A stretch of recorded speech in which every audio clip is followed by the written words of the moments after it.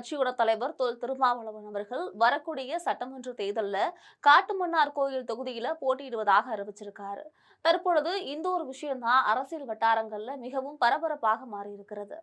வழக்கமாக விடுதலை சிறுத்தைகள் கட்சியின் வேட்பாளர் பட்டியலை செய்தி குறிப்பாக பத்திரிகையாளர் சந்திப்பாக வெளியிடாமல் பேஸ்புக் நேரலை வீடியோ மூலமாக வெளியிட்டார் திருமாவளவன். கிட்டத்தட்ட 10 நிமிடங்கள் கொண்ட அந்த வீடியோவில் முதல் 6-7 நிமிடங்கள் இந்த தேர்தலோட சூழ்நிலைகள், கட்சியின் சூழ்நிலைகள், விருப்ப மனு கொடுத்தவர்களோட எண்ணிக்கை இவற்றையெல்லாம் விலக்கிவிட்டு வாய்ப்பு கிடைக்காதவர்கள் வருத்தப்பட வேண்டாம் என்றும் சொல்லிவிட்டு வேட்பாளர்களை அறிவிக்க ஆரம்பிச்சிருக்காரு.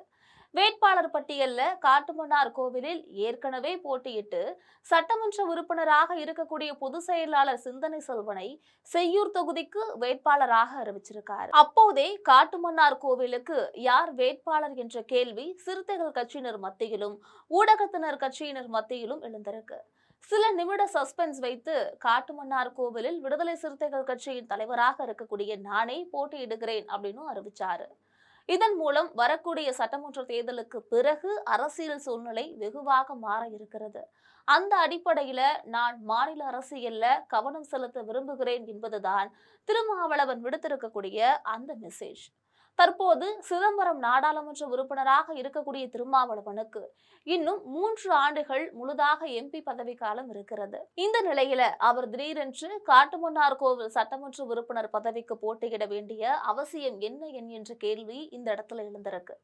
திருமாவளவனோட அறிவிப்பை கேட்டு விடுதலை சிறுத்தைகள் கொண்டாடி கொண்டிருக்க திமுகவினர் குழப்பமும் அதிர்ச்சியும் அடைஞ்சிருக்காங்க. குறிப்பாக சொல்ல வேண்டுமானால் முதலமைச்சர் ஸ்டாலினே இந்த தகவலை கேட்டு ஷாக் ஆகியிருக்காரு. அடுத்த சில நிமிடங்கள்ல வட மாவட்ட அமைச்சர்களான எம்.ஆர்.கே. பன்னீர்செல்வம், சிவசங்கர், சி.வி. கணேசன் ஆகியோர் அடுத்தடுத்து திருமாவளவனின் தொடர்புக்கு சென்றிருக்கிறார்கள். என்ன அண்ணன், திடீர்னு இப்படி ஒரு முடிவு என்பதுதான் அவர்கள் அனைவரும் திருமாவிடம் கேட்ட அந்த கேள்வி.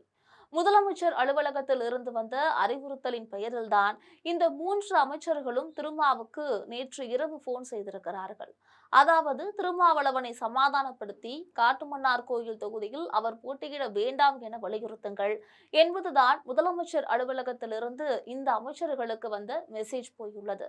அதன்படியே அமைச்சர்கள் திருமாவளவனிடம் தலைவரை ரொம்ப குழம்பிட்டாரு, காட்டுமன்னார் கோவில்ல நீங்கள் போட்டியிட்டால் வெற்றி பெறுவது உறுதி.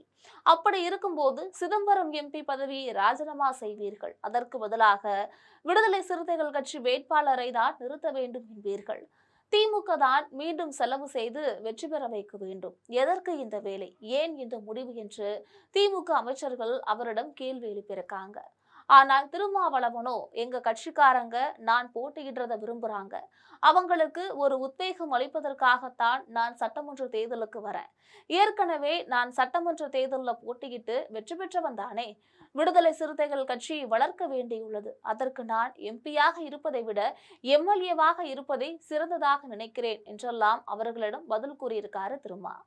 எங்கள் தலைவர் திருமாவளவன் ஏற்கனவே மிகுந்த வலியோடும் வேதனையோடும் இருப்பதாக ஒரு வீடியோவில் தெரிவித்திருந்தார். அது ஏதோ தொகுதிகளோட எண்ணிக்கை சம்பந்தப்பட்ட வழி மட்டுமல்ல. விடுதலை சிறுத்தைகள் கட்சியை முதலமைச்சர் ஸ்டாலின் எப்படி பார்க்கிறார் என்பது ஒரு பக்கம் இருந்தாலும் எங்கள் கட்சியை திராவிட முன்னேற்ற கழக மாவட்ட செயலாளர்கள், அமைச்சர்கள் பார்க்கும் பார்வையும் அணுகக்கூடிய விதமும் திருமாவளவனை மிகவும் காயப்படுத்தியுள்ளது என்று விடுதலை சிறுத்தைகள் தரப்புல கூறப்படுகிறது. வேட்பாளர் பட்டியலால கிட்டத்தட்ட பல்வேறு மாவட்டங்கள்ல இந்த உட்கட்சி அதிருப்தி இருக்கிறது. விஜய் குறிப்பிடத்தகுந்த தாக்கத்தை ஏற்படுத்துவார். சட்டமன்ற தேர்தல் முடிவில் யாருக்கும் பெரும்பான்மை கிடைக்காத நிலை கூட ஏற்படலாம். இத்தகைய நிலையில் நாம் மாநில அரசியலில் இருப்பதுதான் சரியாக இருக்கும் என முடிவெடுத்திருக்கிறார் திருமாவின் அக்கா மகள் மாலதிக்கு கள்ளக்குறிச்சியில் வாய்ப்பு வழங்கப்பட்டிருக்கு. மாலதி மதுரை உயர்நீதிமன்றத்துல அரசு வழக்கறிஞராக பணியாற்றிட்டு இருக்காங்க. இந்த நிலையில மாலதிக்கு வாய்ப்பை வழங்கியிருக்காரு தொல் திருமாவளவன்.